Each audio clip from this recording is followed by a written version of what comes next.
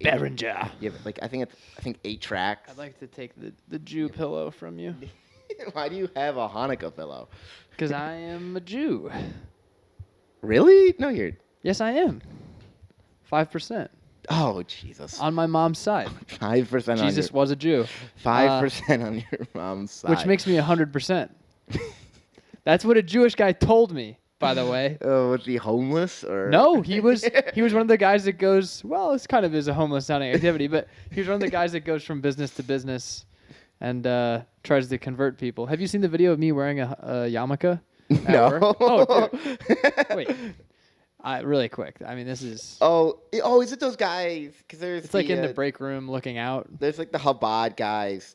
There's these guys who go out on the street, and my favorite is they'll always be like, "Are you Jewish?" And I always say no. Like, did they? Oh yeah, and they had you wrap the tefillah. Yeah. They put the Torah on my big vein and made me repeat a bunch of Giddlygook and yeah, and then dude, they weren't letting me off the hook. By the way, I would like they'd do an entire paragraph. And they'd be like, "Now you go," and I'd be like, "What? I've never done this shit." And I'd be like, I did like Larry David in that one episode, and then they'd be like, "No, it's actually," and I'd be like, "Guys, come on, if you want me to fucking do this."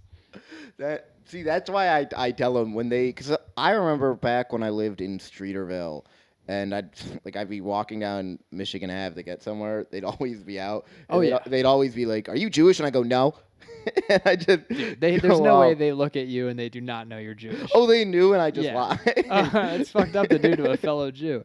Well, why would they want to talk to you? You're already in. Well, because they want you to rap to fit. Because it's not about converting. You really so converting in Judaism is weird. Where basically the converting Judaism, you actually you don't get asked. You have to go and ask a rabbi several times. Several? Yeah, several times. So the first time they're just like, no. Yeah, that's what happens. The first time they go, no. What I've always been told is you have to ask at least 3 or 4 times. And around the 3rd or 4th time, the rabbi goes, okay. Because they just sigh, ugh. Yeah, they're like, fine. They're like, are you really sure? Have you watched the news? Do you really want to do it? Yeah. It's not. It's not actually going to help you. No, it will. There's no hell. It's amazing. Yeah, but there's also no heaven. Really? Yeah, there's nothing. Wait, what is there? Well, there's something. This is what's cool about Judaism is that basically you can Doesn't everybody go to heaven, I thought? No. Okay, so it's some rabbis just believe you die, and then some rabbis are like, oh, there is a heaven, but it's really weird. Yeah, it's like it's really not actually heaven. So Judaism is weird in that it's interpreted in so many different ways. Yeah, and they have the different levels of it as well. Yeah, there's so many different ways. Conservative, Orthodox. What's the other one? Reform. So there's a Reform, Conservative, Orthodox, Hasidic, and even in those, there's different kind of almost ways of looking at it. And in Reform, there are people who are Reform and follow certain things. I'm very Jewish, New Age Reform. I'm not I don't keep kosher. I barely did Shabbat. There are a lot of Jews who are just barely. Yeah, that's why I don't feel bad about telling everybody I'm a Jew, because I've got the pillow. I'm doing something. And I think at this point, no, actually, I don't. I do comedy. That's big. Yeah, but you're broke. Well, Hannah's also broke. Yeah, there you go. Larry David was broke. Yeah, that's not, I have a pretty big schnoz. Pretty big. All right, fine. You know what, Harry? Everyone here, you've heard it first. Harry Meredith is Jewish. Speaking of Jews that I can't stand, do you still have that film guy for your show? No, he moved out of the house. That guy was sucked. Oh, yeah. I hated him. I hated him so much. I remember because he argued with you about shooting in 4K. What a fucking idiot. It was I do this for a living. But no, you're right. You're a fucking idiot. I think we actually... I'm so mad at that guy. We only maybe filmed once or twice, and then I kind of was just I don't feel like dealing with this. Getting the footage from him was always a pain in the ass. I still have one of his cute SD cards. Mm-hmm. Because I was just I went to give it to him, and he's like, oh, I'm asleep. Break it in half or something. I don't know. That was one thing. We took footage once or twice. I think we only ever got the footage to people once. I do what I do want to do. Start doing now. Do what I want to do. I'm just gonna tell people if you want to film. Yeah. And I want to capture the sound. I'm that's the best thing I can do. Of course. Is just put up an album on Spotify. I was actually thinking about what if I just put out all my material, but I only put it on Spotify. I So mean, you just have a catalog of all the stand-up you've ever done. it's not a terrible idea. Because people don't have to listen to it. And, like, a lot of people won't listen to it. But then hardcore people could be like, whoa, this is an open mic set from July 14th, 2023, where he almost says the N-word. The real fans are really going to eat that up. I guess, I'm looking at it in the way now, like, now that you said that, is that, like, I feel like as a beginner, like, I don't know, people are always talking about, like, oh, burning material. And I've kind of come to realize, I'm like, oh, that's dumb. Nobody's watching. Totally. And if we're not putting out fucking full hours. You were not putting out like, hours. No one's seeing it. And then those people, like, we don't have fans. Nobody's coming to mics Yeah, to see us I yet. actually have 3 fans. Yeah, you do. And from your show. Yeah. Which is crazy, Which always kind of pissed me off that you got, like, because there are people who come to the show and they'll be like, how do you know all these people? And I'm like, I do stand up. And they're like, really? I'm like, I host the show every time. I do 10 minutes. Again, I do stand up. Yes. You all laugh at it. What the fuck? Like, do you think this is just for fun? Why does it anger you that I poached fans from the Moisha house? Okay, not that it ain't, but it was more just one of those things where it's like, I wasn't angry that you got the fans. It was more just one of those things where it was like, people kept saying that.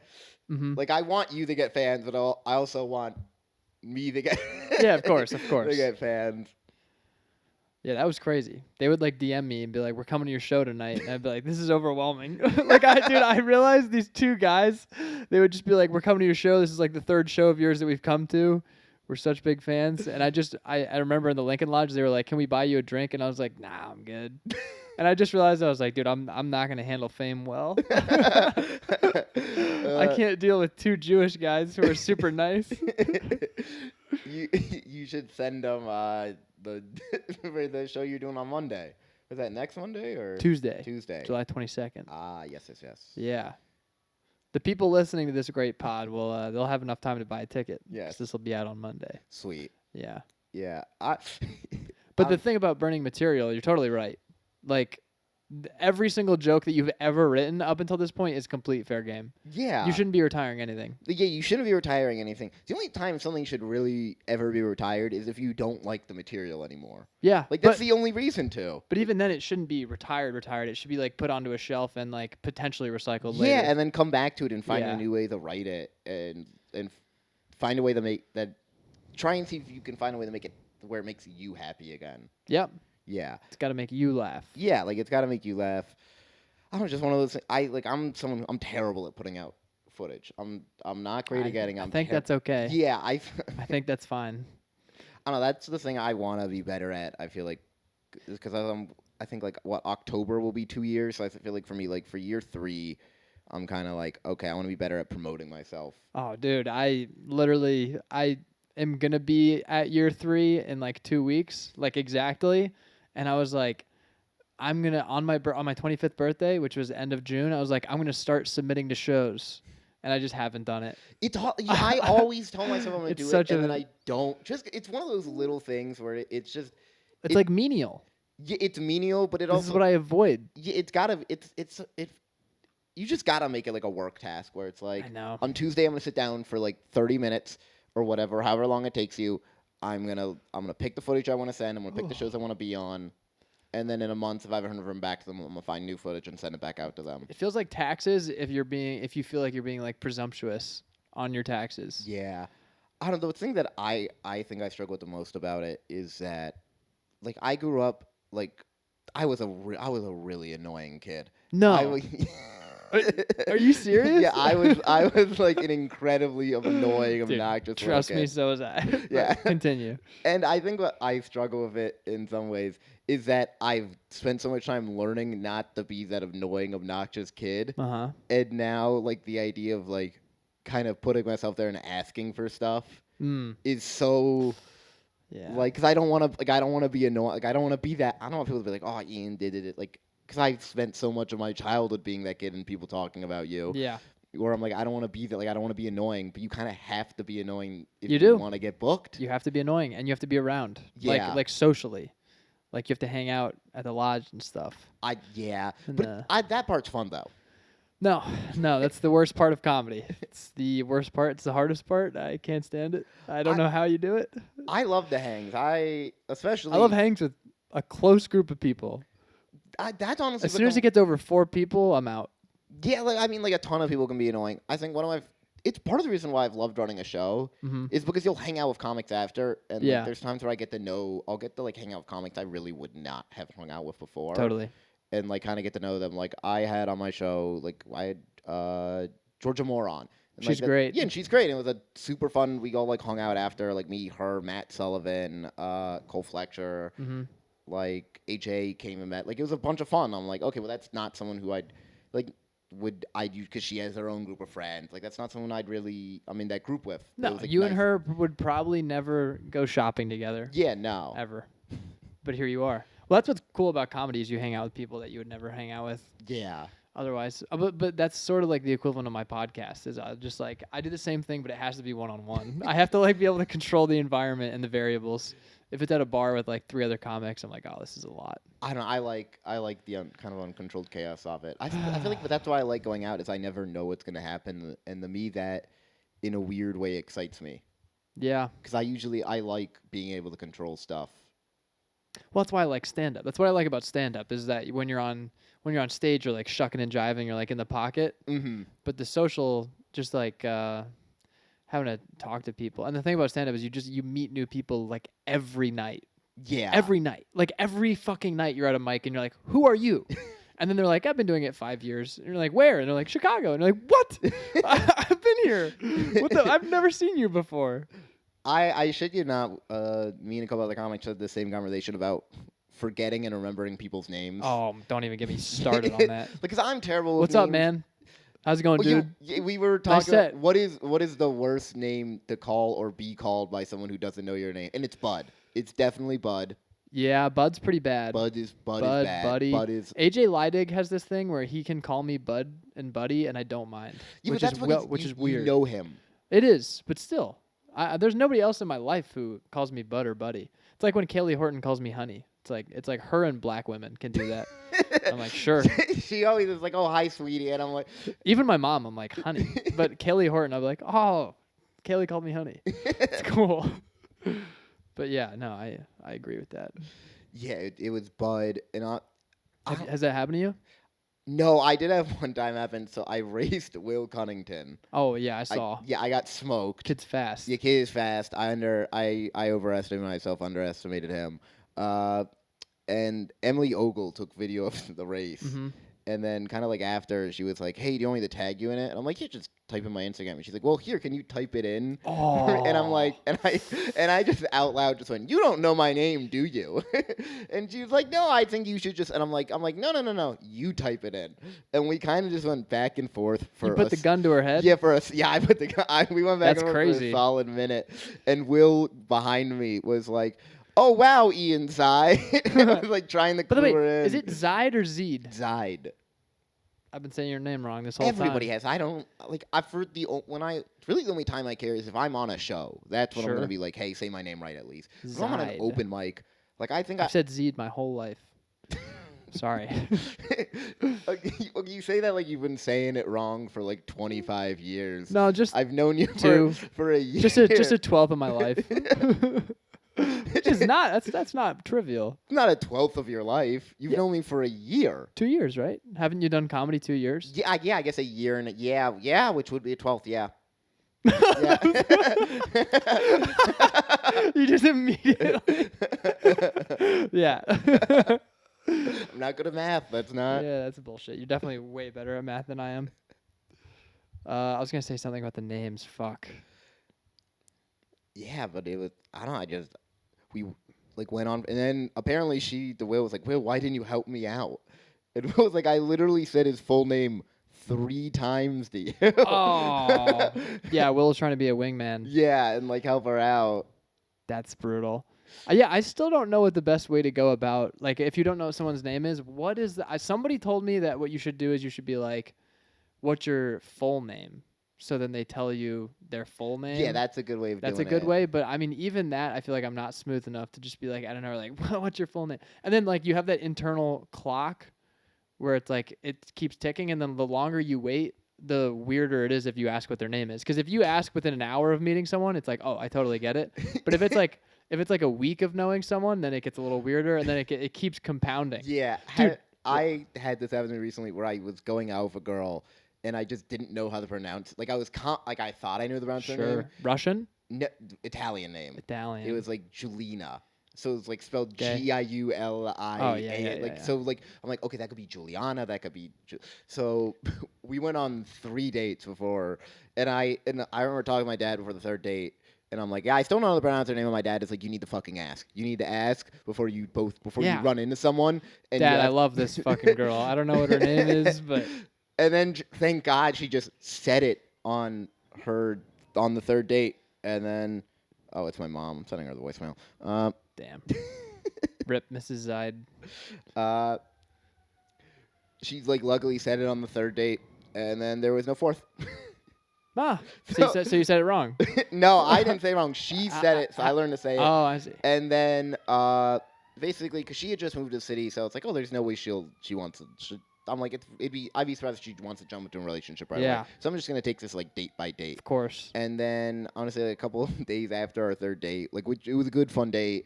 I got a text from her. She's like, hey, like I had a lot of fun for our last date. I do want to be upfront though. The last 2 days, I spent a lot of time like talking to someone, and it's gotten very serious very quickly. And you were never supposed to find out about us, dude. And I like there was. Sorry. I don't know, part of me was like, cool, not only did I read the situation wrong, I also kind of dodged a bullet. Yeah. I mean, I don't think you read it wrong. No, it was in 2 days. Probably said her name wrong, but I don't think you read it wrong. I don't know, I think I did, because How do you say her name? It was Julina. Fuck you, Jelena. No. Pussy. Pussy-ass bitch. I forgot a kid's name that ended up being a good friend of mine. His name was Matt at a lacrosse camp.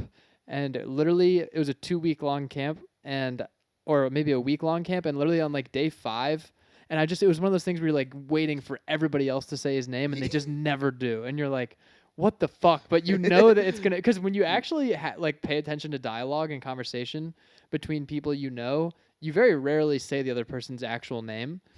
So you're just constantly waiting for it. And then I remember nobody else has been saying his name, so he's not going to expect me to say his name. And then I was standing in his room, like drinking a Gatorade from his fridge, and he looks at me and he goes, Harry has no fucking idea what my name is. and I just was like, Josh. And he was like, no. And I was like, fuck. Just like, but I was like, dude, you don't have to know someone's name to be a good friend. It's just a name, just a label. I think you can be someone's friend without knowing their name. I think to be a good friend, you got to know the name. A good friend, maybe. Yeah, good friend, you got to know the name. Also, you have those moments when you meet somebody like that, like in public. For me, it's like mostly when I'm climbing and you like hit it off with somebody, guy or girl, and there's always that weird thing where you're like, I've been climbing with this person for like half an hour and we still don't know each other's names. Should I introduce myself? But then sometimes I'll just be like, hey, I'm Harry. And they'll be like, what? And I'll be like, I thought I should introduce myself. We've been like shucking and jiving. But it's the same thing. If you don't get it out of the way, it's weird. If like 2 hours into climbing, you're like, by the way, I'm Harry. And then it's kind of odd. So you got to just get it out of the way. I feel like even in that situation, it's just, can you just make it natural? Like, I'm just being like, oh, by the way, I forgot to say my name. It's Harry or whatever. Not the whatever, but it's just kind of like, oh, yeah, we did forget. I think if you acknowledge that you forgot to do it, that's what takes away the awkward. But I didn't forget. So that'd be dishonest, and they'd sense that I'm not being genuine or authentic. And then also, now am I saying that they forgot or that they're breaking some social norm but because they didn't say their name? Oh, my God. Listen, we're stand-up comics. Our whole thing is being disingenuous. No. It's a mix of being genuine and disingenuous. Well, that's the middle. That's neutral. What do you mean? Well, you got to be able to float between the two. I'm a mix of racist and not racist. No, that's very different. That's very different. Isn't it weird? One is really bad. Can I just say, by the way, isn't it weird how if you're just a little racist, you're all the way racist? No. But if I'm just a little bit Jewish... No, that's interesting. That's interesting. That's a very you are how comparing we draw pineapples that to demarcation Toyota. line. You are comparing pineapples to Toyotas. Those are pineapples to Toyotas. No, that's no. Yeah, they're both One you get from your mom's side, the other you get from your dad's side.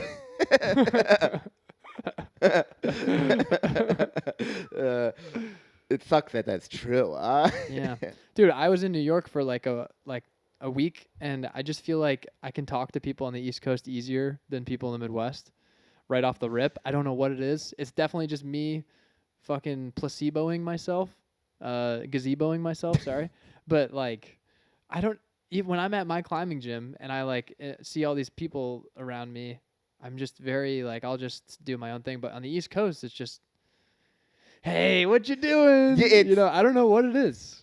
I don't know, like growing up in Maryland, I feel like a lot of the Shout out Maryland, brackish. The water's brackish in the Chesapeake Bay.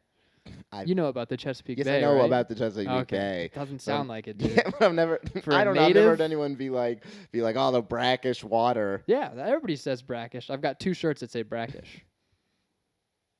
Little salty. That's what that means. All right. You know St. Michael's?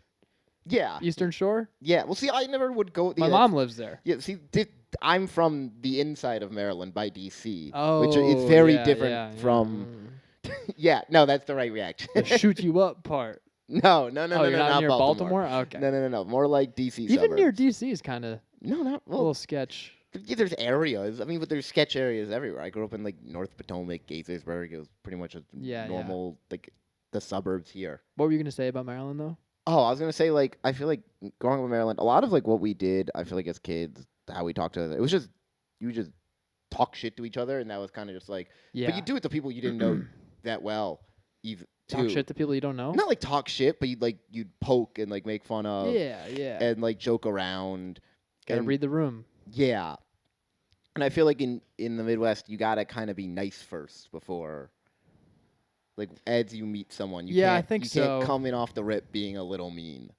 Yeah, I think generally, people in the Midwest they're down to joke, but very rarely can you just call them pussies right off. Well, no, you're not doing that right off the bat. We're not like. But like I don't like you can like make fun, like you can do like a kind of like a harmless making fun of someone and then be like, I'm just kidding, just fucking with you. I almost feel like an imposter even talking about this though, because it's like we're both saying like, oh, East Coast, you can just fucking go up to a guy and hey, fucking tiny dick Tim, hey, now we're good friends, huh? But it's like both of us are just like we're just 2 Jews who are kind of shy. I mean, you're not that shy, but you're good at talking to people, but. Thank you. I it's like whenever I tell people I'm from Jersey, they're like, "What?" Because I don't have like Sopranos vibes or anything like that. I forgot you were from Jersey. Everybody does. I just kind of figured you. They always assume I just float around in like a cornfield or something. Yeah, no, I just kind of figured you just emerged from a field as is. Just like Terminator, just like naked in a cornfield. Pretty much. I assumed you're just a mutated piece of corn that just fell off and became a comic. Mutated piece of maize, a miracle crop. By the way, the Native Americans had phenomenal societies from maize. And they don't even know where maize came from. It isn't native to here? No, it is. But they don't know what the ancestor of it is. Oh. They don't understand like what led to maize. Oh, like what crop eventually became in the maize. I imagine it was probably a crop that was pretty similar to maize. You'd think. Yeah. But it's not. It's not. Oh. That's why it's confusing. Is it kind of like the crabs of the... Because like everything eventually becomes... We're back to Maryland? No, we're not back to Maryland. I don't know, there's this like weird, I guess, like theory that everything just kind of is slowly evolving into becoming a crab. Really? Yeah, like nature's final shape is Why is it a crab? Why is that the final shape? I don't know why the name crab of that theory? is the final... Like, so a crab is like peak evolution? Yeah, it's just like a ton of things just kind of kept becoming crabs throughout history. Well, like what? Crabs. Well, you can't just say crab. A lot of things became humans in history. Oh, what? Humans? Only one thing. Only like 2 things became humans. That's not true. But there have been like crustaceous animals. Yeah. Throughout like they didn't all become crabs. Yeah, but they've all been in some form or shape of crab. Really? Yeah, pretty much. Yeah, I mean, lobsters and crabs, they must be cousins. Yeah, they are. That's So they're you're saying the fission. crab precedes the lobster. Yeah. But so then it's branching off from the crab. Everything. So you're branches, saying like, that you're saying that it's going to go to the lobster then back to crab? No, Well, that's what you're saying. You're saying it's going to evolve into a everything is crab. going to become some form of crab. Lobster is just another form of crab. Form of crab. Yeah, form of Okay. crab. The final shape is form of crab. Yeah, STDs, crabs. Can I tell you a one-liner I used to Sure. to tell? I used to have crabs in middle school, so all the girls called me the deadliest catch. It's pretty good, right? Pretty good one-liner. It's good. Yeah. It's good. So you should put that one on Spotify. Spotify. Yeah. I think I might just go through all of my sets and just get all the one-liners I've ever done and do an entire 20-minute set of just one-liners. That all suck. Make it a book. Make it a book? Well, I could do that. You make it like a coffee table That's what book. Seinfeld did. That's what he took all his bad jokes and. Well, I mean, depends what you feel about his jokes, but. Well, no. I was saying that he took the jokes he didn't like and made them. No. He has. I mean, they're the jokes he likes, but he has a book called "Is This Anything?" and it's just a transcript of all of his material. Huh. It reads like poetry. It's actually very interesting. Yeah, I would imagine. It has like a real rhythm to it. It makes you realize how not economical your stuff is, because his literally looks like haikus, and every line is like there's something. It's very cool. Okay, I'll have to check that out. I don't know. Yeah. I'm always big into like how jokes are written, the process of like. What's your process? Let's actually really get into it. I really have a terrible process. Generally, I'll start with a concept and I'll take that on stage, and I kind of have some ideas of of punchlines I want to go to. So you think of a concept, you think of an idea. You're not putting it in your phone. You're just Like, going on stage. Yeah, but like I have a little notebook. Sometimes I'll like write down like in my head. I'll think of punchlines.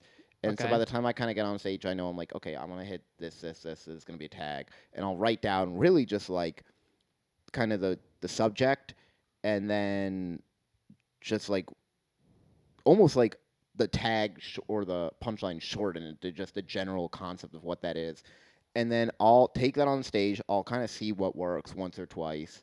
I'll figure out what works, shorten it down, condense it, and then like see if I can keep adding stuff and just kind of figure out where the joke is going.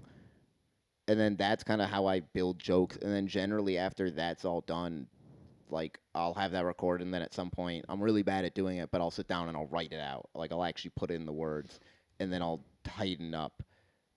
Like, but I'm really bad at that last part. Sitting down and writing it? Yeah, I'm terrible at that part. I'm like every week I'm doing new stuff, but I'm really bad when it comes to taking the stuff I like and putting it like down in the full worded out versions. Yeah, I'm pretty bad at that as well. Yeah, Because it's always changing.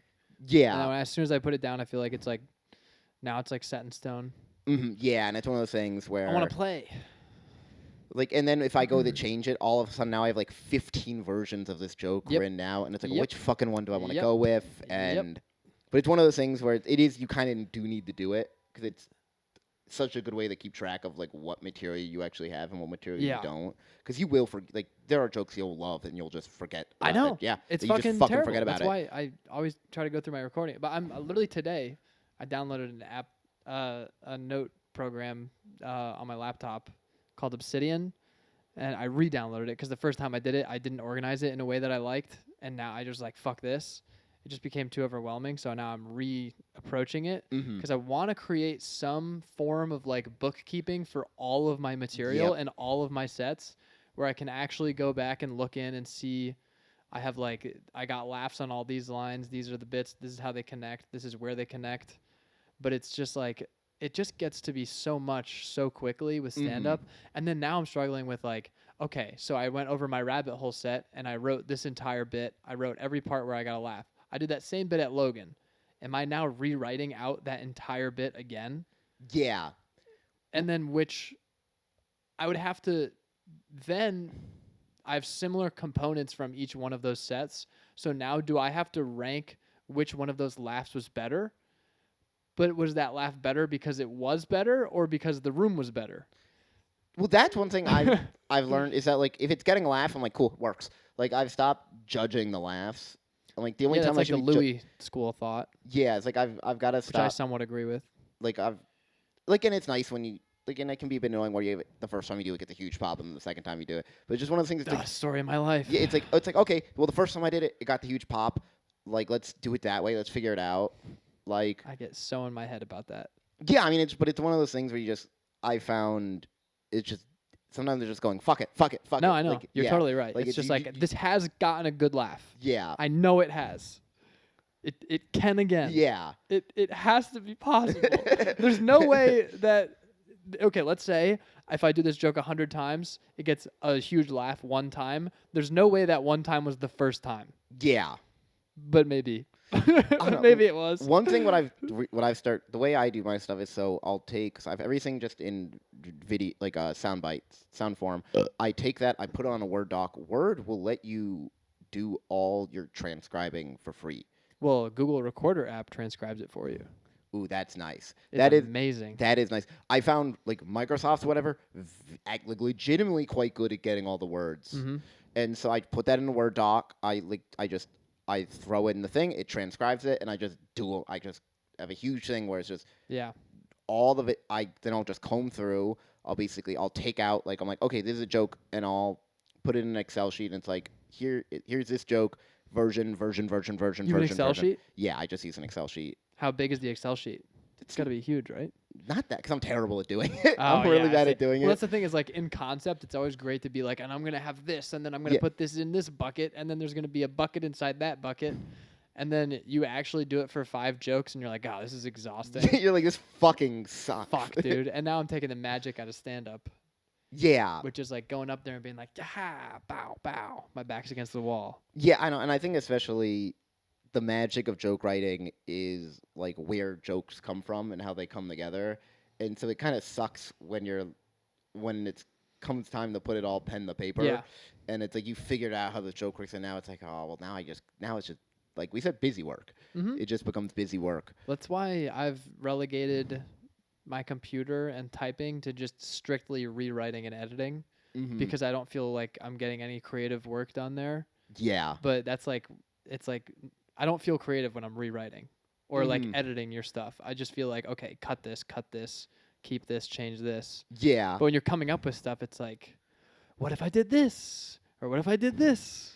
For me, I just like to keep it in my head. Yeah. And then that, like you were saying, is a lot of the stuff I get now is I'll go up on stage and I'll know the core of what I want to talk about, and then I talk it out, and it's just like, whoa, I just stumbled on that? Yeah. Whoa, holy shit. I'll take that. And then you just cherry pick it.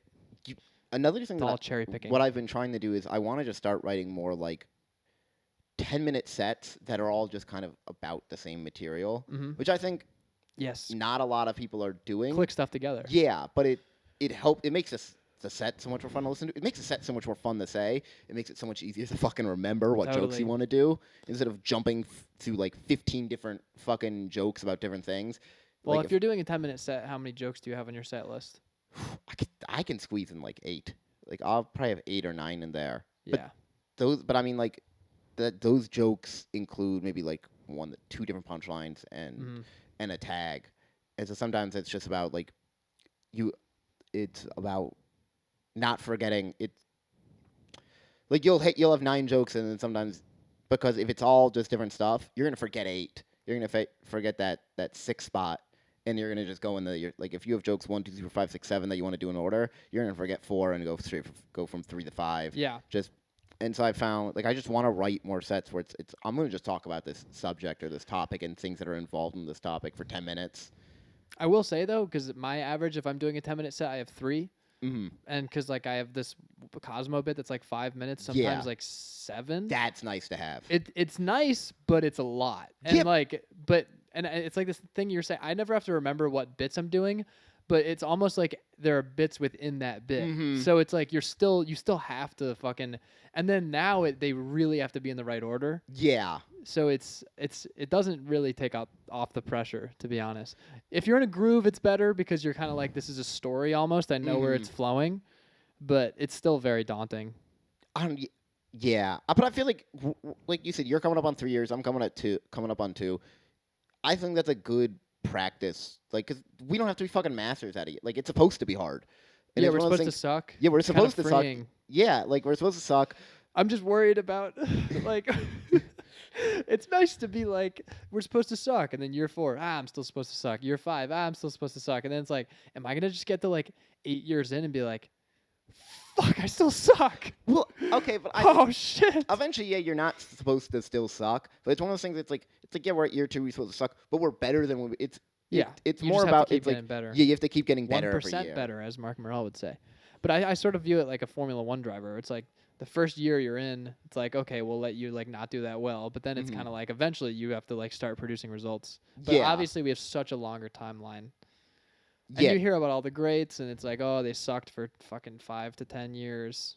And that's comforting. But then you're also like, that's a long time to suck. Yeah, it is a long time to suck. And I think what also doesn't help is that now kind of the time, like that age and time we live in, where people are blowing up It's so accelerated. fast. Yeah, it's so accelerated. But there still is that old natural, like there are Yeah. always going to be people who And it's suck like- for a while and then get good. And it's like they blow up fast, but then you can blow up too early, which everybody talks about now, where it's like you have one clip that does amazing, and now you're doing 40 minutes, but you don't have 40 minutes, so you kind of suck, and then you kind of like, you do bad in a setting where if you had waited a long time, you would have killed, and then you would have had advancement from that, but now you're sort of plateauing. So, yeah, it's bittersweet.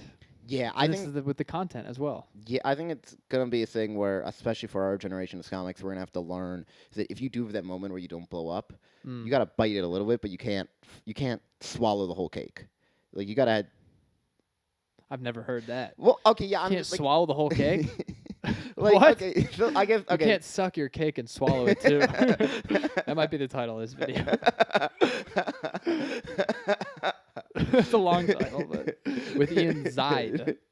But it's one of the things where it's like what you're saying, where people they'll have that one clip that blows up, and all of a sudden they're doing 40 minutes. It's knowing what you can handle. It's for us. It's going to be about knowing if you have that one clip that blows up. It's knowing what you can handle and saying no to stuff that you can't, Yeah, but then and pacing yourself. saying no to an opportunity is Yeah, but that's hard. But sometimes that's what you have to do. sometimes 'Cause- yeah. Because if you're not ready for that opportunity and then you blow it, that could be so much more hurtful than saying no. I'm not. Honestly, if somebody's like, I want you to come do 40 minutes. I would try. I'm not even kidding. Like if someone said tomorrow I want you to do 40 minutes, I'd be like, sure. I'd say no, because I'm like, I can give you 20. Dude, it's a great experience. I'd You're probably gonna get a learn great a lot. story out of it. Oh yeah, no, I mean, You're gonna be like, honestly, oh my like, god. yeah. But if if there was like a big thing that was like you have a clip that blows up, you're doing well, and then somebody's like, come do, and you don't have 40, it's like, I can come give you 20. Let's figure something out that works. I'll do for a me meet and you. greet for the Yeah. next 15. Like I'd rather give you, Schmooze I'd a rather little, kiss give some you babies. something that I know is going to be a good product. Yeah. Instead of 20 minutes of a good product and then 20 minutes of absolute dog shit. Yeah. And I think that's going to have to be a mindset our generation is going to have to learn. Yeah. Not an easy one. Because even though I've just said that, I can say I'm probably pretty fucking bad at that. Yeah. It's very easy to just be like, yeah, gimme. Totally. Yeah, of course. Especially when it's presented to you. Yeah. Um, That's I why I do was saying think- you can't eat the whole, you can't swallow Yeah. the whole cake. which is the weird way to swallow. But Yeah. The weird way they eat a cake, but. it is. I think that our generation might get content fatigue, where we're like we kind of like tone it back and maybe we overcorrect a little bit. Hopefully, That'd be nice. but it's hard to see that. It's hard to see. It's hard to see social media, the monster stop, especially with AI now. I hope in 2 years we listen back to this and we're just so wrong about everything. Yeah. I think that would be the funniest outcome. This is that we're just. We so, probably will. Yeah, we probably will. That's why be, I do and this podcast. it's Is gonna be literally hilarious. because I want to just. That's why I journal every day. Is because I can literally say any date from the past 4 years and just this is what I did on that day. This is what I thought that day. That's now, nice. And it is. It's really cool. And then now with this, I can be like, a year ago, what was I talking about? What was I like? What were we saying? Who was I with? That's awesome. One thing I've always wanted, I think to me this would be the greatest birthday gift someone could ever give me, is just a book of all the crazy, dumb, funny things I've said. Just the Dude, I think about this so much. like I'm like that. Ah. If people in the future are gonna get this with AI. I'm telling you. They're Yeah, gonna probably. have chips in their head, and they're gonna be like, "Play me the top 10 funniest things I've ever said," and it's gonna fucking do not it. in that way, like, or it's like in that self-gratuitous. It more in that like, I like it more in like kind of like the memory way of like of just like, oh, these are just things, dumb things I said that brought so much joy. Not like, oh, here's where I was like so funny. More just like, oh yeah, I remember this conversation. That was so much fun. I Yeah. remember where we were. That's the way I look. Is like in that kind of sense. I mean, in a little bit of self gratuity. I was gonna like, say, yeah, in you're a little. just There's a little bit yeah, in there. There's a bringing little bit. joy. Yeah. Okay, dude. But it also is like I don't know, because that's how I I just want to live when I brought joy to people. But I don't like, and just not the bringing joy to people, but just like being able to be like, I remember this conversation. I remember how much fun that was. Yeah. Yeah. Yeah. Totally. It takes you back. Yeah. It's very interesting. And I'm a very sentimental. I'm a huge pussy. Yeah, I think I might be a bigger pussy. My dream is that my kids one day are going to be able to read my journals. That's cool. And when my kids are my age now, like when I have a kid that's like 20, 21 in college or something, he's going to be like, this is what dad was like. Yeah, and it's going to help if you're dead. Yeah, I mean, I'm killing myself as soon as they pop out. Here are the journals. Teach them how to read. I'm afraid that if I ever have kids, they'll be like, because basically I was like a super shy kind of like kid, like I was like both loud, obnoxious, but super shy, a rules follower, a lot of very anxious. I'm afraid that if I have kids, that they won't have that anxiety. Like they'll be a little cool, which means they're just gonna be huge smart asses. You're so you're saying your worry with your kids is that they'll be cool. Yeah, dude, you don't have to worry about that. Well, they don't have the anxiety. And but then, what like, if they're super cool? And then like they can don't get them leather jackets when they're 4. Actually, I think that would help make them pretty uncool. That is true, yeah. I think with the chains, like Tobias Funke. Yeah, I'm gonna send them to fucking 5th grade in leather jackets and be like, "This is what all the kids think is they'd cool." clean up. You know they'd clean up. God, that sucks so much. But you're worried that they'll not have social anxiety? In a way, like, and then they'll be huge smartasses, and then more of just the aspect of like, oh, that's gonna suck the deal. I mean, with. were you not a smartass? Oh, I was, but I had so much anxiety. Yeah, I was so shy that it really only ever came out at home with me arguing with my parents. I was a huge smartass in class. I was like my pride and joy. Every single class. That's the original stage. Was just I miss class. You'd go in, you'd be like, all right, who's the crowd today? Mix of people. And then when there were some people in the room, you'd be like, Clara's a tough laugh. But then, because she's like this quiet girl, doesn't talk to people, but then sometimes you'd be talking to Mr. O'Brien, you'd be like, I think I just got Clara to laugh. That's crazy. Not even because I'm attracted to Clara. Just Clara's just like a quiet, timid girl. And you're like, whoa. That was the joy. My original love of comedy. I was timid. That's cool. I was timid. I think the only time I wasn't timid, we used to have these things called in our English classes in high school called Socratic seminars. If you guys had those, yeah, we would like read a book and then you'd talk about it. That's the class I did it in. Yeah, because you had so much wiggle room. Yeah, you did. And you could be like, everything is on the table. But we had this one basically Socratic seminar where we'd read a bunch of articles about and I shit you not, this is what it was about, is if the U.S. government should have helped fund the Holocaust Museum in D.C. They did not. Well, no, they did. They gave, and it was like, well, is it something our government should be doing? Yada yada yada. Yeah. And so we had a kind of a Socratic seminar where like a bunch of us were like the article writers, and then the rest of the class was kind of asking questions. We were talking about it, and nobody had asked me any questions yet. And I lean over to the kid next to me. I'm like, hey, nobody asked me any questions up. What's up with that? And he just goes, well, Ian, sometimes when you do this, you talk, you have a tendency to make other people feel really dumb. And I was like, really? No, I don't. And then this girl, Shar, stood up to kind of say something. And I was like, Shar, have you ever been to the Holocaust Museum? You're just assaulting kids? And she was like, no. And then she You're sat not even down. a Jew. Pretty much. And I was like, oh, you might be right. I am really mean. Yeah. Oh, those are the worst, dude. When you look back on your interactions with people and you're like, was I a huge asshole? And then people are like, yeah. Dude, my friends tell me stories about one of the kids in our friend group had a backpack that he crowdfunded, and the whole thing was like it was a very rectangular, and it had like 50 different compartments that all like velcroed and zipped onto each other. I still think it's kind of retarded. Oh, it's dumb. But thank you. But I didn't have to be so outspoken about it, and he had it, and we were all like in the computer lab, and I forgot about this, by the way, until I went home a couple weeks ago, and my friend was retelling it, and while he was telling it, I was simultaneously like, "Oh my god, I am such an asshole," and also I was like, "It's pretty impressive that I riffed all that," because he was like, "Don't you remember?" And I was like, "No," and then he was like, "You took his backpack." And then you did a fake Shark Tank presentation with his backpack to us, but you just sold it as like the shittiest product on earth. So I would just go up and I was like, "Hi, sharks. Here's a shitty backpack with another useless zipper." Like I would just, I was being such an asshole. But I wasn't even thinking about human feelings. I was just like, "Yeah, this will definitely get a laugh I mean, from you these still guys." don't think about human feelings, but Sometimes when I journal. only when you journal, never around other people. No, I sometimes do. Occasionally. Yeah, are you saying that because I've hurt your feelings? No, I was Okay. just saying that to be a dick. Have you witnessed me at the Lincoln Lodge? Harry being mean to somebody. That's that's like honestly one of my biggest fears is just like making people feel shitty if they don't deserve it. But then I guess you can just be like, I think that person. Well, who deserves it. doesn't deserve it? Matt Calhoun. How I saw him the other night, and we were talking about the Crowdwork show, and he said it was an interesting experience. How was it watching It was interesting. It was amazing.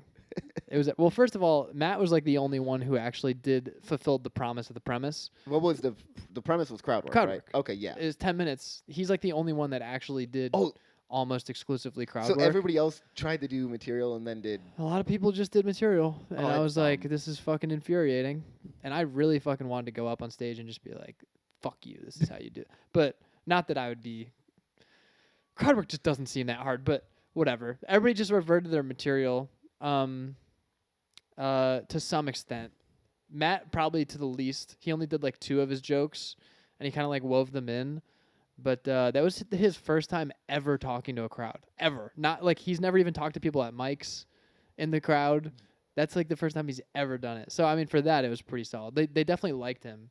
In terms of him being quick on his feet, it wasn't, I mean, it wasn't amazing, but he did a good job of being likable and like being present. That's good. So Good for I him. commend that. But I mean, don't get me wrong. There were periods of profound silence where I was dying laughing because I was watching my friend flounder on stage in a room that I feel is so anti-comedy. That room with the fucking dangling modern lights and the shitty Was it at Comedy Bar? wallpaper. Mm-hmm. Okay, it was in the main room where. Is there more than one room? No, I didn't think so. Well, then yeah. Yeah, where it's huge orange background that says Comedy Bar. Yeah, it's like you have like 10 LCD screens behind you. Instead of lights. It's like why do we have TVs behind me with the logo on it? But nobody gets to use the TVs No. for anything comedy related. It actually bothers me now how accessible TVs are. I remember when TVs used to be like this really big thing where it's like, "Oh, I got a 50-inch TV. Whoa, and it's only this thick." And you'd be like, "Oh my God, they have a 50-inch TV." I'd go to my friend Adam Oshishlavsky's house. He'd be like, "You have an 80-inch TV," but it was like 10 feet long, wide. And now every fucking asshole, every Tom, Dick, and Harry has a TV. And then you go to a Subway and the menu's on a TV. And like fucking bars, all their TVs are just used for menus and shit. It's like this is so disappointing for TVs. It used to every TV used to be purely for like entertainment and like to bring people joy. And now it's just like, I'll take a number 3. It's just we're just using this piece of technology, whatever. I was gonna turn the camera and be like, "Well, America, you heard it here first. Harry doesn't think poor people should have TVs." No. And then you brought up an excellent point. So But I'm like, also, "Damn it." poor people should not have TVs. Well, yeah, no, I think a lot of restaurant menus should be on signs. Or I don't like. put it on a sign. Yeah, put it on a sign. It's honestly, it's more likable that way. I hope That's that everything character. in our lives somehow takes a fucking turn and becomes more. What's it called? It's like someone saying like flip phones are coming back analog. Like if stuff Yeah. like came to be analog again, like there's definitely like a push for nostalgia with like VCRs and stuff, and like when you put down the disc on the music player. I sound like such a retard. What's it called? Vinyl. Yeah. Vinyl's great. Like everything that's old is so much cooler. Steam engines. Dude, sorry, I know you're a Jew, so that's like a sensitive thing. no, wait, what? Because they brought all the It wasn't done with people. steam. Yeah, Oh, it yeah, 'cause was. the trains. What do you Look at the fucking think it train. was? Oh, you were thinking about the smoke aspect. Yeah, I was like, Yeah. what the hell are you talking? They didn't kill us with steam. No. Oh yeah, they used train. Well, technically, I'm they- not offended by trains, Harry. Well, they delivered you to. I took 2 of them here. They weren't steam locomotives though. Yeah, they weren't steam locomotives, but it's the same principle. Yeah, but it's not as cool. That's my point. Steam locomotives. It's just this brilliant piece of machinery, and it's just this fucking. It's just so powerful, and you can feel it, and you can hear it, and you can see it, and every single fucking piece that's moving, and it's just the majesty of it. And then we have these trains now, and they're fine. they're cool. They glide or whatever. But like I don't know. I don't really feel any sense of overwhelming awe when I see them. You ever seen a steam locomotive Yeah, start no, they're up? cool. It's like really unbelievable. I've been playing this video game called Dune Awakening, and Okay. in the world of Dune, basically, because there's no computers in Dune, like there's no thinking machines in Dune. Really? Yeah, like in Huh. Dune, there's no thinking machines. Like all the math and stuff is done by people, or like in people who are mainly just on spice. It's all done by futuristic Asians. Your words, not mine. On spice. I mean, where do you think the spice is? Asia. Dune. It's an allegory. The desert planet. Yeah. yes. Dune is an allegory for Asia. Marco Polo is Lisan al-Gaib. But okay, so they have this thing From Venice to Xanadu. Great book. Check in it out. Dune, where it's called the Butlerian Jihad, where they went and destroyed because the thinking machines come to life and the war breaks out, so they destroy all the thinking machines. All of them. Yeah, all of them. Nice. And so I've been like playing that game, and like it gets brought up and like mentioned here and there, and then like I'll turn on my phone and it'll just be like Grok AI nonsense, and I'm like, we need to kill the machines. No, I totally agree. Yeah, I'm like we have to kill the machines. I'd be That's- down to wipe out all technology and just go back to like 80s. If we all, well, not all. Of it. I You have I to- wish it could be like it's hard because it's either all or nothing, but I also don't want to get rid of like PS5. That's the thing. Yeah, it's all or nothing, but then And like it's so unstoppable. yeah, it sucks because in order for us to have college football 26, we I know, also have dude. to destroy democracy. And then you want to you want to watch like sports in super high def. Yeah. And you want to have like the Amazon analytics of like, what's the % chance that he was going to catch that ball? Even though I'm pretty I sure they're actually- I just don't like making that that part. up. No, Yeah. I don't like that at all. It's stupid. It's dumb. It's like you're pulling this out of your ass. There's yeah, no also, way. but it takes away from when they do catch the ball. Yeah. It's like, oh, yeah, he just did it. Yeah. I mean, dude, there was a scene in Horrible Bosses that I quote a lot where they're sneaking into one of the guys. It's like Chris Pine's house, and Charlie Day's character goes to Jason Sudeikis' character. He's like, "What are the chances that it's locked?" And he goes, 50-50. It's either locked or it's unlocked. And everybody in the theater around me laughed, and I was like, "Why is that wrong?" Like and then it was locked, and he's like, "Oh, 50." But like, I truly don't. I still can't really understand why it's not that for everything. Like, I know it's not. Yeah, But no, like when people are like, "What's the chance you get hit by a bus?" And it's like, well, 1 in like 400 million or whatever. But to me, it's like I either do or I don't. Like if I cross the street, I'm either getting hit by a bus or I'm not. Yeah. And then so it's like, oh, I guess I flipped the coin and lived, which is a very dumb way of thinking, but that's how I think. Yeah, but I either have sex with Caitlin Clark or I don't. There's a 50-50 shot. buddy, I hate to tell you this. It's not. Go ahead. It's not happening. Look, We can all dream, and everything I've said about Caitlin Clark on this pod has been satirical. I do respect her as a player, but I would Oh, never. she's great. I would never push that boundary with her in a professional sense, because one day I'll be working alongside her as a writer at SNL when she's hosting, and I don't want to make her uncomfortable. Do you have a favorite SNL sketch? Papyrus That's a great one. or Get Off the Shed. Oh, I always forget about Get Off the Shed. Get Get the off the Get off the shed! shed! Oh Ugh. yeah, I think Papyrus is it's my favorite of all time though. I mean, because it's changed the way I look at the world. I see so many things that are Papyrus, and I'll just go Papyrus.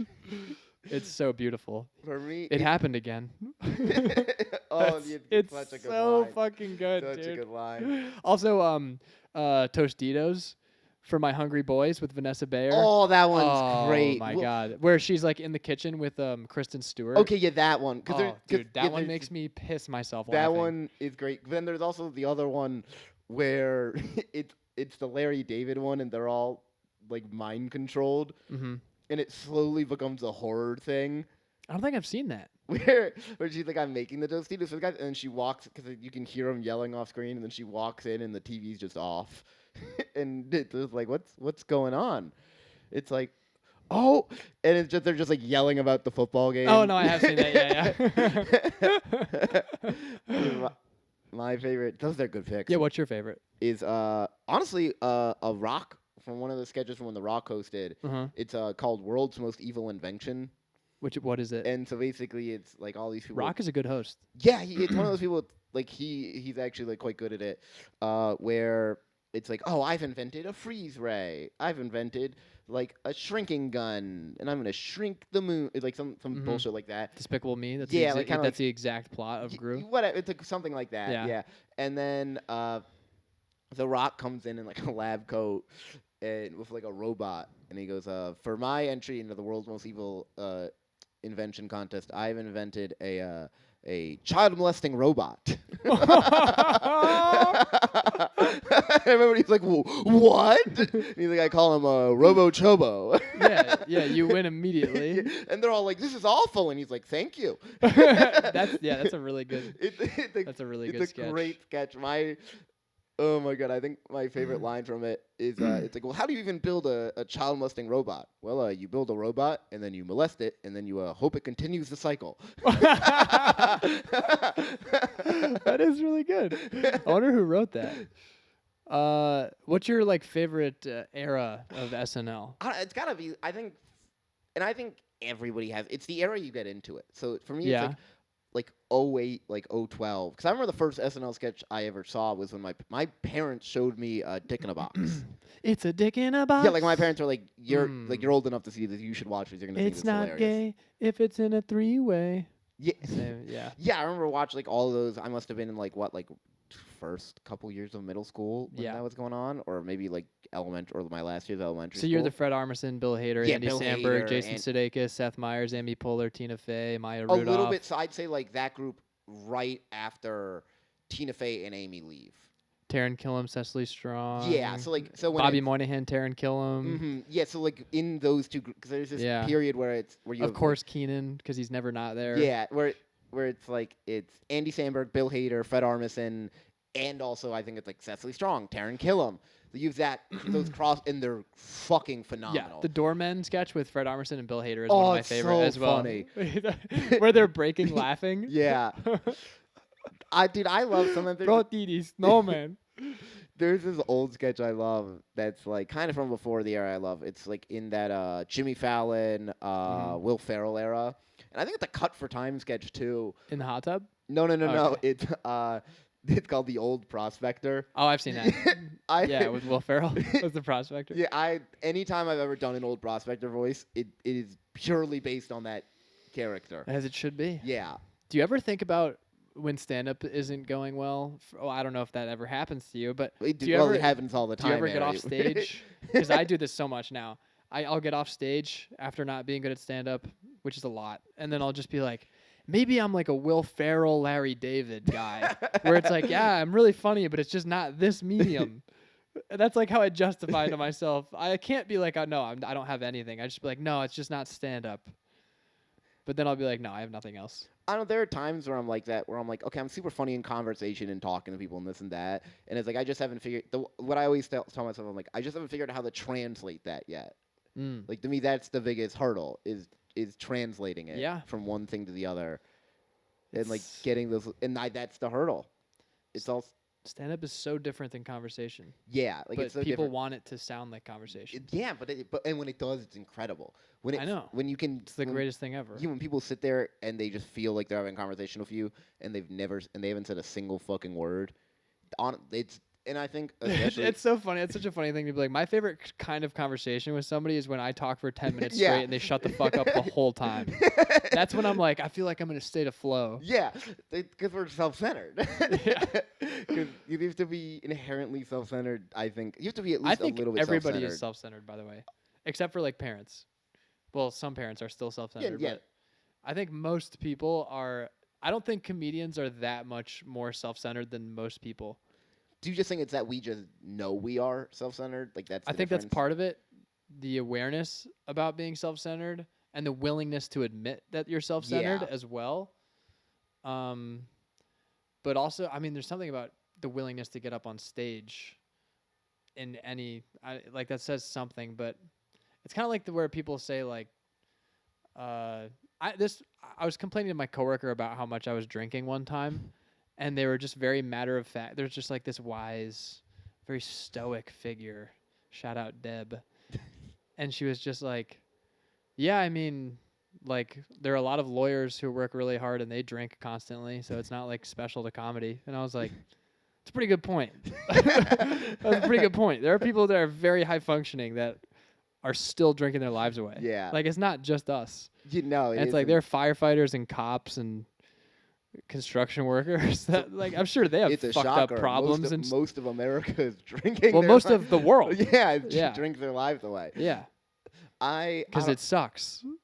Yeah, I remember, like there were people I would think were alcoholics, and I realized I'm like, oh no, they're not. No, they're not. They just like I feel like our generation is so healthy that like.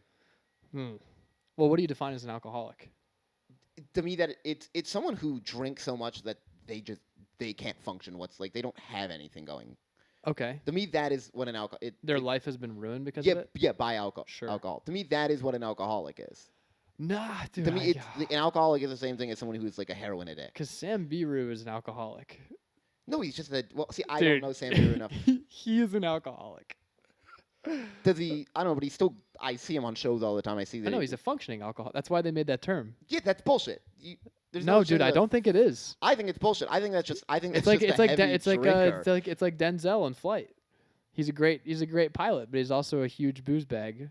Yeah, that's called a heavy drinker. Dude, he's an alcoholic. That's called a heavy drinker. I don't know. There's no high functioning heroin addicts or anything. That, Yeah, there are. I bet you there are. I'm they're not probably even not kidding. heroin addicts. They're probably. I think it's few and far in between. But I mean, there are some people that do coke that do amazing things. I don't know. To me, in order for someone to be an addict, it has to like be actively ruining. Like, it has to be pretty much ruining your. Like, things can't be going well for you. I guess no. Sometimes people are addicts Because and the things are going well thing for with you. the problem with that statement is the things going well for you is a very blanket statement. Yeah.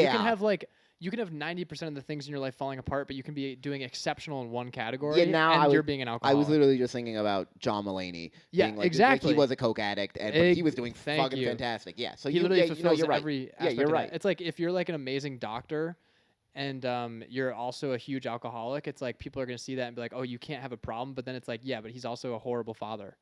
Well, so it's like, okay, well, you know. I don't know. I do remember my sister was like, well, you know, Dad's a functioning alcoholic, right? And I'm like, what?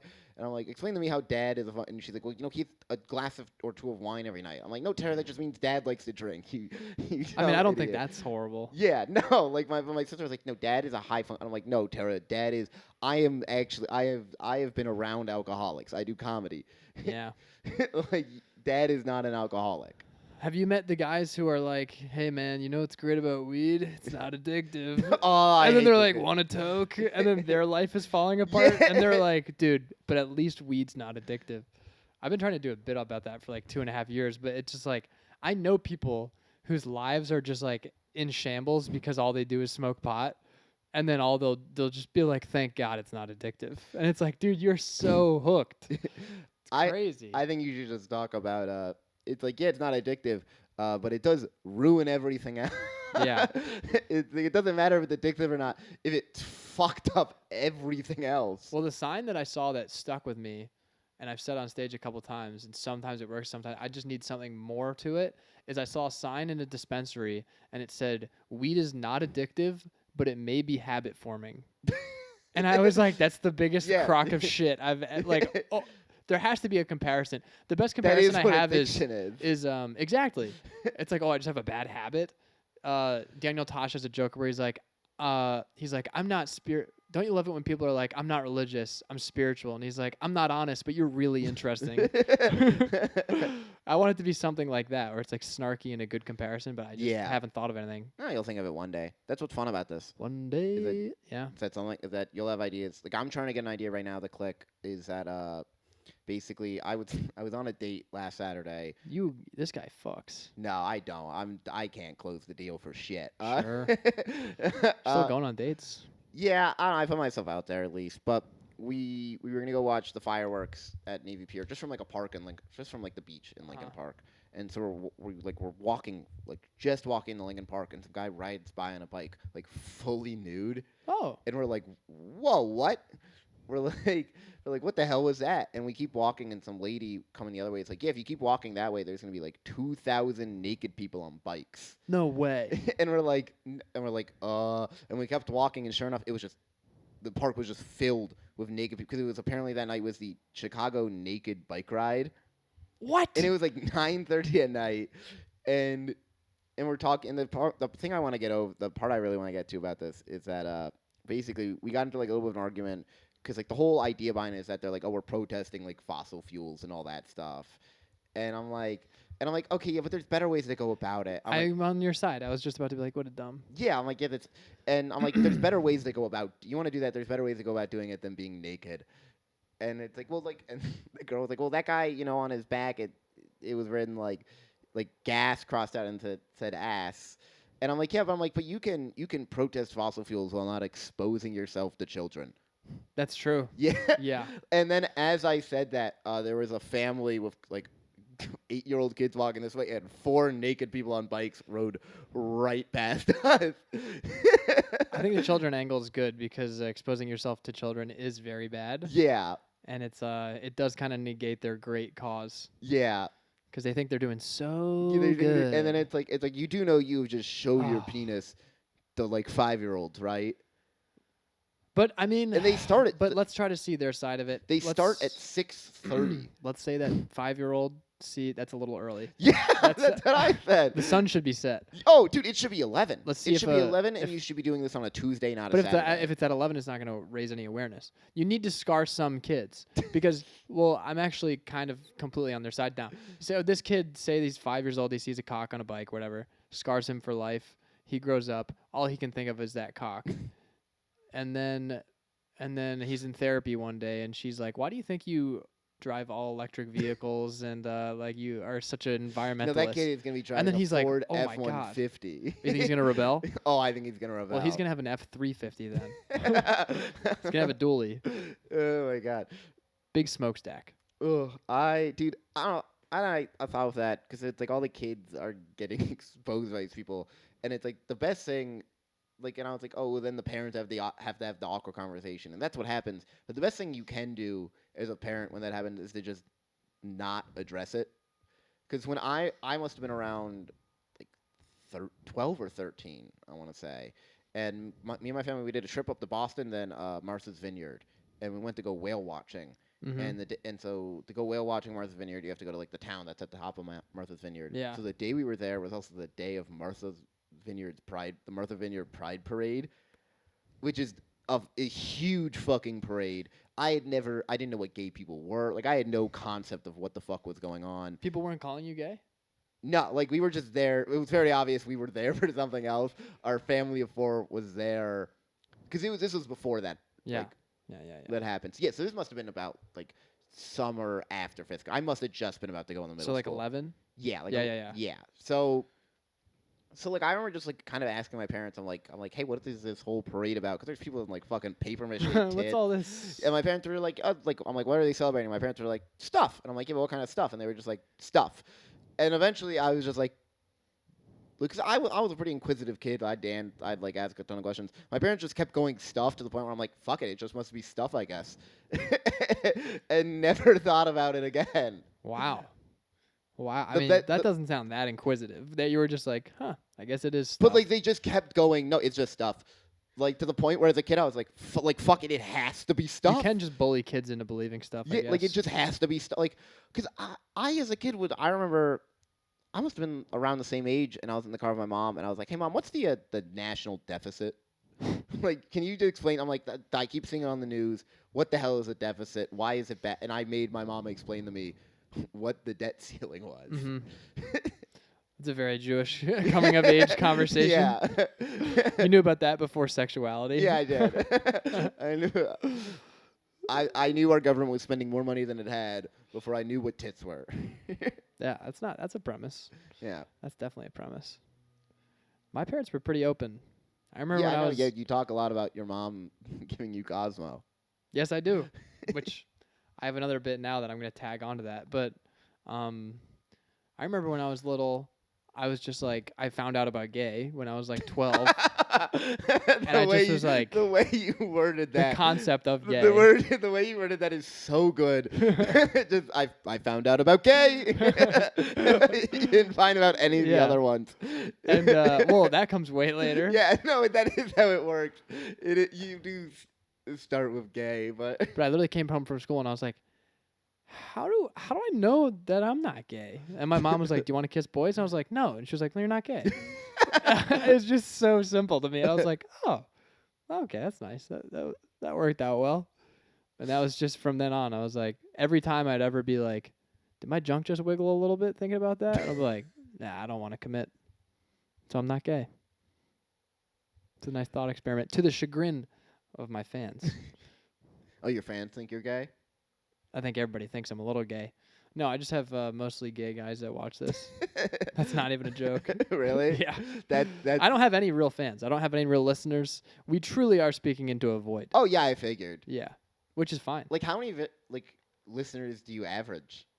On YouTube? Yeah, like on all of them. Like, what's your... Honestly, dude, the average is pretty high. The average across all of them is probably like 600. That's not bad. No, I'd say an average video does around 400 now. That's good. But I mean, there's some that have like 10,000. Because they have AJ.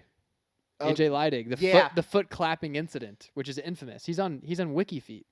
What? AJ Leidig's doing really well right now. I just want to say it's all because of the pod he did with me.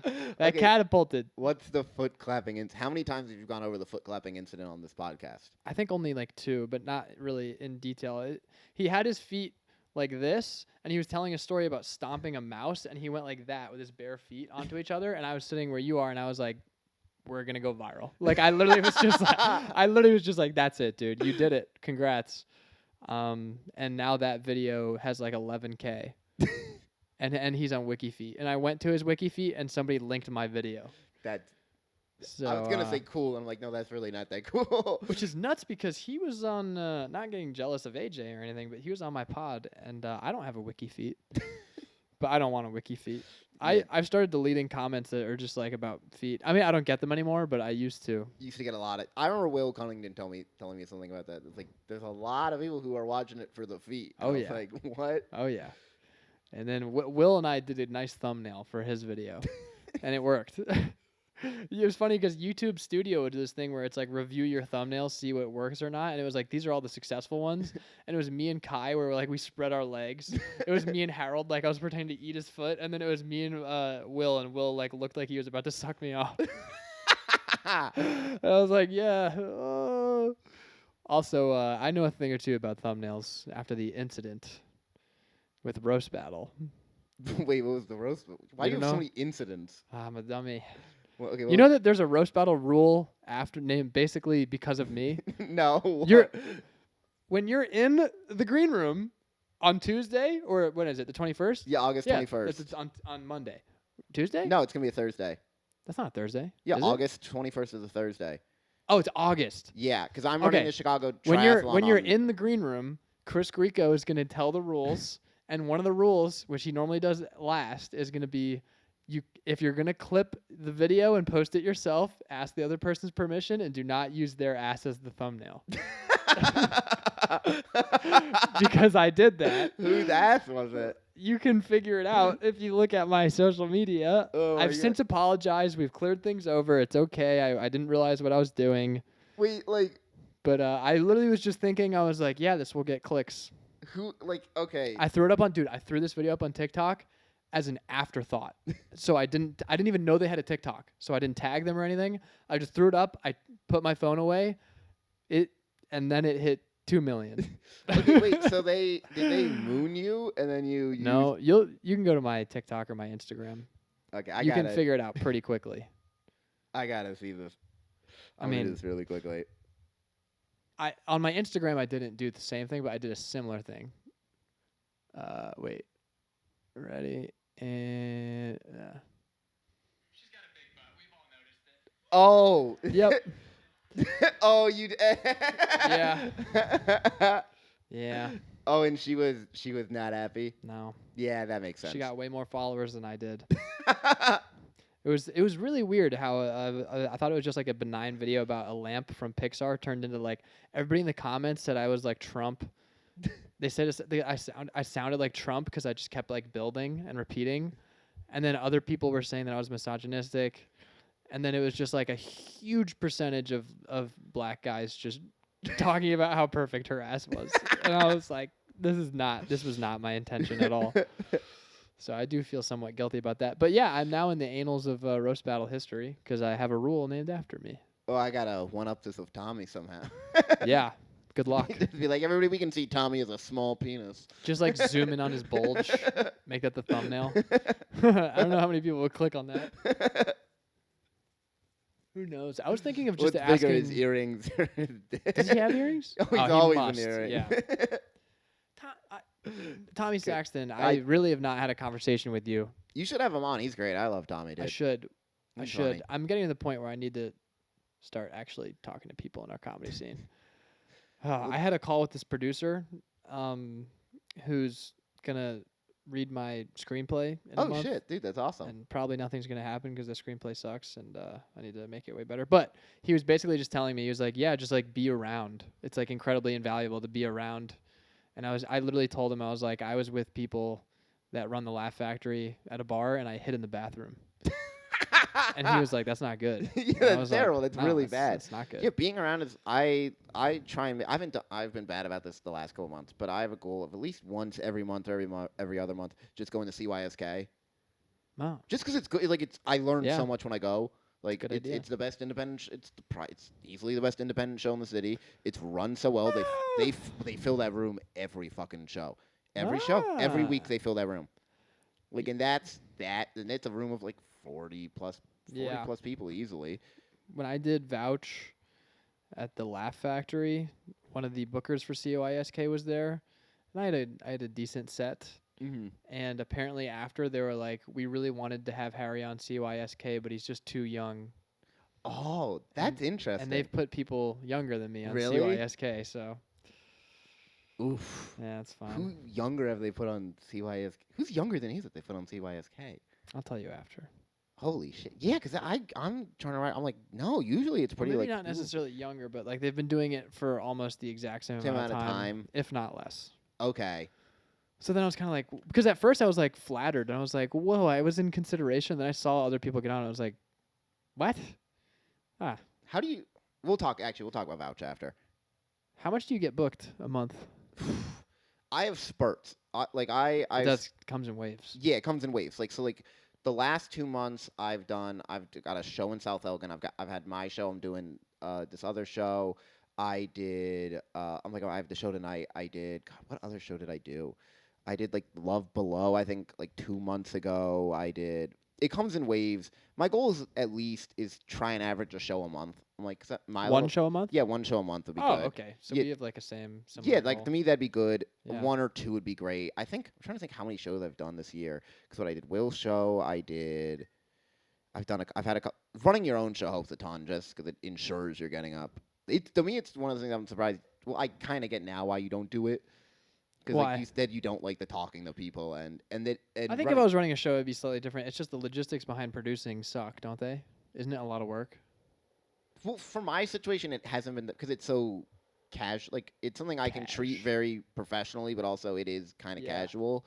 I'd be so stressed, dude, and not filling up a room would just wreck me. I'd feel so responsible to the comics. Oh yeah, no, like I hate when I don't fill up that rooftop. Like even though we average usually like 15, to me it's like, oh well, we should have fucking more. Like, Yeah, exactly. It's never going to be enough. yeah, but to me that's also fun. I feel so Like guilty. I love that stress and that pressure. Like I weirdly enjoy that stress and pressure. Yeah. To me, it's But so exhilarating because then but- when you do it, it's the yes, funnest thing in the It's world. got to be amazing. It's But- incredible. We had like 30 plus people for our last show. It was insane. We filled every seat in the rooftop. It was a fucking blast. That's awesome. Yeah, but it's like with when I was saying like when you're on stage, it's like I love the pressure there, but if you're on stage and you bomb, it's like nobody cares. But if I'm a producer and I bomb, aka I don't like do a good job of setting up the show and like the comics all have a shitty time. Yeah. Now I'm like, now you guys are suffering because I suck, and I would just feel so bad, and I don't know how to produce, which I guess the only way to Well, then do it is to learn. team up with someone who does. That's the best way to do it. Is just find people you know and you like and that you trust, and the work as a group. This is this is what I run into every single day where I'm like, I'm just not doing enough in stand up.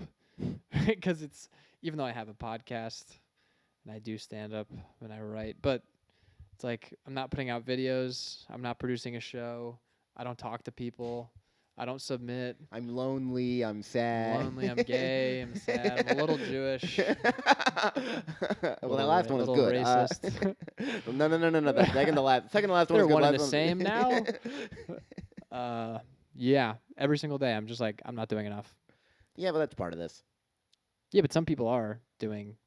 Yeah, and then one day it will one day it will hopefully click, and you are doing it. It's I don't know, but it also like the people who are doing enough, you like it's people you think it's like I've been doing it the same amount of time as you, and then you realize it's like, oh no, these people have been doing it for way longer than I have.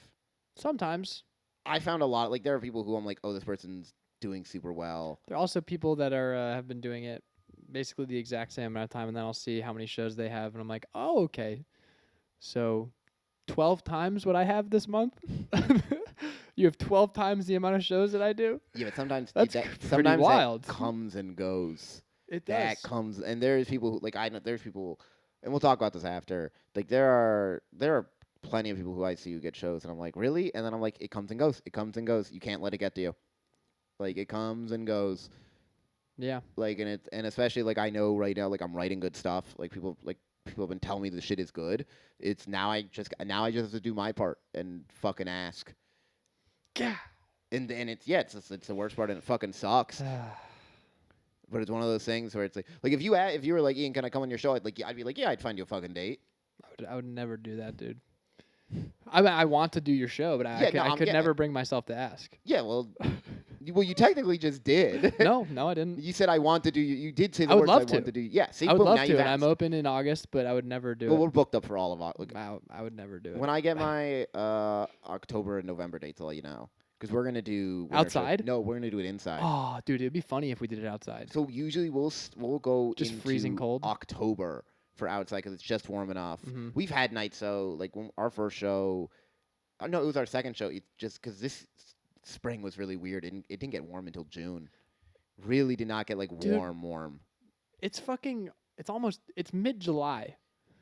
Does that blow your balls off? Oh, because yeah. it didn't get warm, like you were saying, until June, and then it was 100 degrees for 2 weeks, and now it's been fine. Yeah. But it's like, I literally was like, dude, summer is never going to arrive, ever. Or spring is never going to arrive. Spring just is not going to arrive, and now we're halfway through summer. Yeah, we didn't really get spring this year. We really didn't.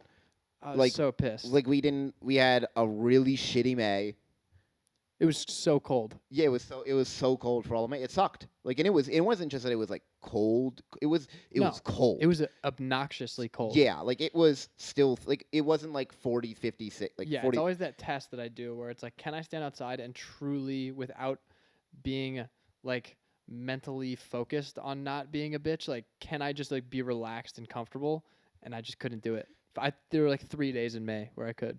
Yeah, like I remember we had like one warm day. I can't like I remember. The podcast has just been two guys talking about the weather now. Wow, we've circled. We started off talking about the East Coast, and we've circled all the way around to do the most Midwestern thing you can possibly do, which is talk about the weather. But I remember It's such a reliable subject. It is. There's that. I can't remember, it must have been April. I want to say we had that one warm burst like some Saturday, and I hit up. Do you know Sam Blake? No. Great guy. Another comic. text him like, "Hey, I want to go drink on a patio. You want to come?" And he's like, "Yeah, sure. I just landed at the airport. I'll meet you in an hour." He Nice. literally got off a flight, went home, put his bag down, and then met me at Sheffield's, like to drink. And it was like great. I was just wearing like a t-shirt, a light jacket, and like jeans. And by like 9, I was fucking freezing. Mm-hmm. And I was like, I'm like, I shouldn't be this fucking cold. It's like you're in the Gobi Desert. Yeah, like it's this summer has been frustrating. But I don't know. We did The have weather today is perfect. It's a little colder than I wanted to be, but that's just because of the Yeah. the But rain. I mean, I'll take like drizzling 69. Yeah. If I would be okay if the rest of time it was that. I'd be okay if the sun never came out. I'm not even kidding. If it's gonna drizzle 72, 73. Oh shit, my roommate's here. Oh, I didn't know you had a roommate. I thought this was all No, yours. no. This is my roommate Tony. How are you doing? Dude. I know. We're about to wrap up, and that one's canceled. Dude, I saw you in traffic the other day at Ashland in Chicago, and I was literally screaming your fucking name out. Like I was leaning out my car window, screaming your name, and you just drove right by me. And my friend Jackson, they're down, and you had no AirPods or in or anything. And my friend Jackson was like. My friend Jackson was like, "How the fuck did that guy not hear you?" And I was like, "That's my roommate." Yesterday. Where? Ashland in Chicago. You took a left onto Chicago. Where? Was I walking? You were driving Where was I driving? onto Chicago. Oh, that was when I was getting beer, right? That's what I said. I was like, he's definitely going to the liquor store with the guy who like asked you about your Florida license. He did that yesterday. Yeah, Sorry, I don't makes wanna think sense. about No, it makes sense. I can't believe you didn't hear me. I was like, the awareness on this guy. That was unbelievable. All right, yeah, we should wrap up. Yeah. Do you have anything to plug? I run a show called Laughs Over Nelson. We have a show about once a month. One on July 19th is Saturday. That won't matter because you're posting this on Monday, so they won't know about that. Next one is going to be on August 16th. Hit up me or Harry's been there if Harry trusts you and thinks you can come to a house show. If you're watching this, I do not trust you. you. Yeah, none of you can come. I run a show none of you can come to. Other than that, I'm doing a show out in South Elgin at Legit Dogs and Ice on July 25th. That'll be fun. I thought it was Elgin. Elgin. I don't know how to pronounce these suburb names. Oh, I think it's Jiff. Other than that, if you're listening to this and you run shows, book me and Harry. I would not be willing to ask anybody, but I appreciate you Harry asking is for me. afraid. Could you just but do submit book for 'em. me? All right. Nice. One.